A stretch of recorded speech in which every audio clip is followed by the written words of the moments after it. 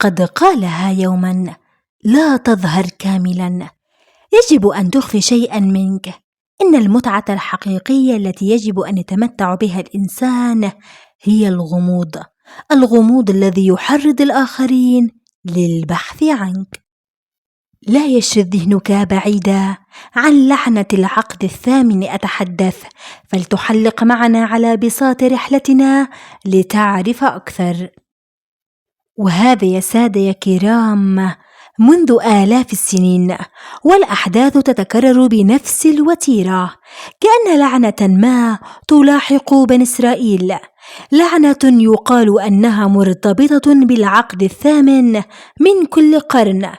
هل هي مجرد صدفة تاريخية، أم أن هناك خطة غامضة مكتوبة منذ القدم نهايتها معلومة؟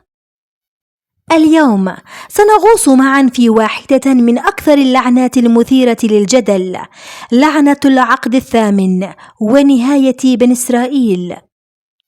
اللعنة، من أين جاءت هذه الفكرة أصلا؟ في بعض المرويات القديمة يقال إن بني إسرائيل ابتلوا بلعنة زمنية، كلما مر عليهم عقد الثامن من قرن معين وقعت عليهم كارثة كبرى تهدد وجودهم أو تبدد قوتهم. لنبدأ بالعودة إلى التاريخ، وهذا يا سادة يا كرام في القرن الأول الميلادي، وتحديدا عام 70 ميلادية، حدثت الكارثة الكبرى. الرومان بقيادة تيتس دمروا القدس وأحرقوا الهيكل وشرد اليهود في أصقاع الأرض، عقد ثامن ونكبة مدمرة. وفي القرن الثاني الميلادي عام 135 ميلادية، ثورة بار كوخبا تنتهي بمجزرة رهيبة، ويمنع اليهود من دخول أورشليم نهائيا مرة أخرى في العقد الثامن. وفي القرون التالية تكررت الأنماط، مذابح، طرد جماعي، ونهايات مأساوية في أوروبا، كثير منها ارتبط بهذا الرقم الغامض 8. هل هو مصادفة رقمية، أم أن لعنة مكتوبة عليهم منذ القدم؟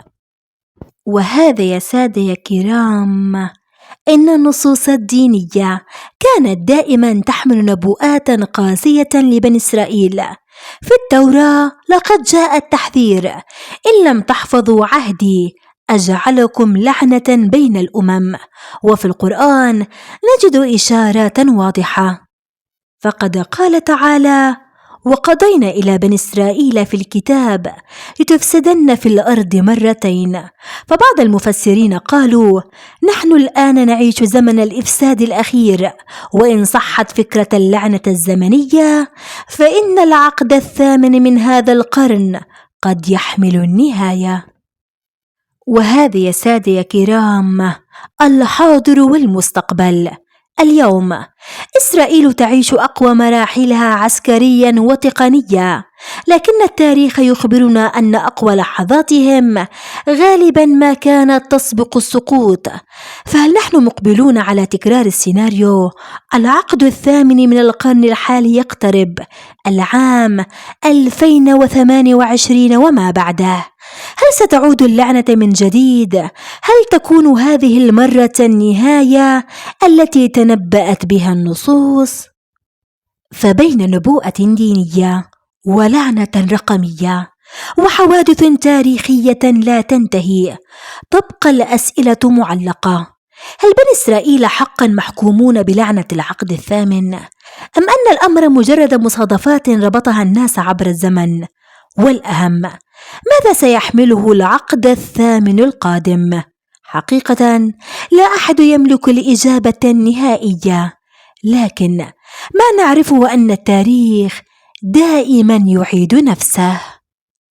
ونهاية أقتبس قولي من أحدهم حين قال: في القدس قد نطق الحجر: لا مؤتمر، لا مؤتمر، أنا لا أريد سوى عمر. فمع النبض، هذه كانت لعنة العقد الثامن ونهاية بني إسرائيل. اللعنة قد تكون أقرب مما نتخيل. أتمنى أن نال الفيديو إعجابكم. أراكم بفيديو أجمل، وأتمنى أن لا تنسى التعليق والإعجاب والمشاركة. والسلام عليكم.